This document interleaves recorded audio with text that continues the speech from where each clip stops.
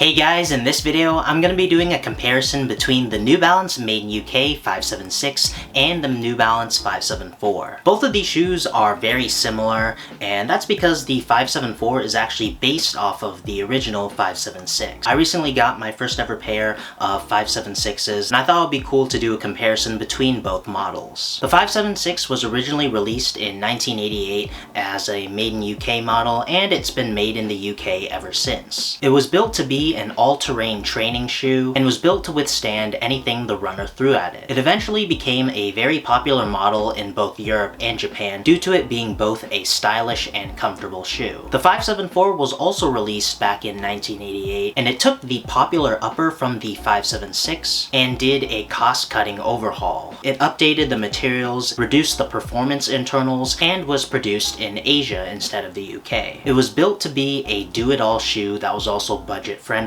and it was made to be both comfortable and durable. Since then, the 574 has become one of New Balance's most successful silhouettes of all time and has been in constant production. As I stated earlier, the 574 is actually based on the 576 and straight up took the entire upper of the 576 and repurposed it for the 574 model.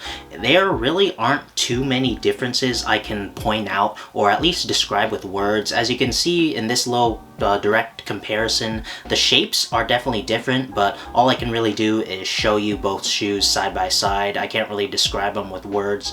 Really, the only difference I could find with both shoes, other than the fit and sizing, which I'll get into later, is in the back of both shoes. Because the 574 is a lower end model, its back panel is less complex, and it consists of the New Balance spellout, but for the most part in the GRs it is simply printed on in whatever color based on the colorway, and the 576 New Balance spellout is typically embroidered. And the 574's top back panel is just one material. The core gray is in a 3M, whereas the 576 has one big panel, whether that be leather or suede, and has a smaller panel right here that consists of a different material. On this colorway, it's a dark gray 3M material. It's definitely a very small and subtle difference. In terms of sizing, the 574 fits true to size, and its core classic colorways also do come in the wider widths. The 576, on the other hand, fits half a size big, the toe box is bigger, and overall the entire shoe runs a bit wider, so I recommend going down half a size from your true size. And the 576 does not come in wider or narrower widths. Despite fitting different, as long as you get the size that fits your shoe the best,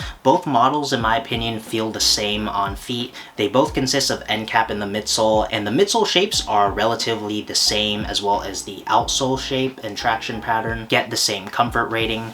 For softness, they both get a 5 out of 10. For firmness, they both get a 7 out of 10. And for midsole shape, they both get a 5 out of 10. They're both retro runner models, and they both feel like a typical retro runner model. They're okay in terms of comfort. They won't blow your feet out of the water or anything. They're okay for regular lifestyle wear. Both models feature a good amount of stability and firmness, but they lack a little in terms of cushioning. They're definitely not too overly firm or stiff on feet, but if you're looking for something more soft or plush, I wouldn't really recommend these models. And the midsole shapes on both models are relatively average. They're not entirely flat like, say, a 550 or a Converse All-Star, but they also don't feature the best foot shape. For price, the 574 in most of its GRs usually retails for around $90 US, and the 576 in the US typically retails for at least $240 because it is a Made in UK shoe, and based on the colorway, depending on the materials utilized on the shoe, can retail for more. But if you are into the 576 and are from the US like me, I definitely recommend checking them out on End. Because they are a globally sourced apparel and footwear site, you can get them for a slightly lower price. The 576 is more than double the price than the 574,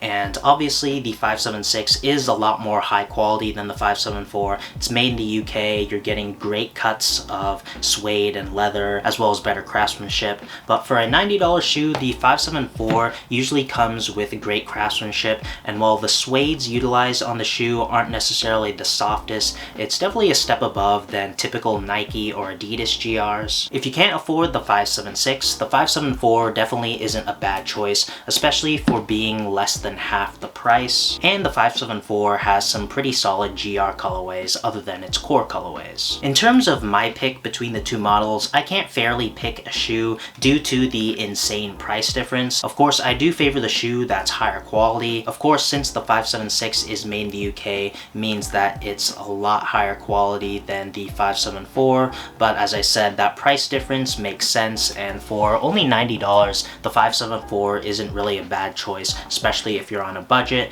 and you can find some pretty solid colorways on them. So if you like the general look of both the 574 and 576, it really comes down to if you're willing to spend more than double the price for the higher quality made 576. So which model do you guys prefer? The cheaper, more accessible 574 or the higher end 576? I'd definitely like to know down in the comments. So that's gonna do it for this video. Like and subscribe if you enjoyed. Follow me on my socials. Check out the Intelligent site for more New Balance content guides. If you really love the video, please consider leaving a super thanks in the tip jar below. And thanks for watching.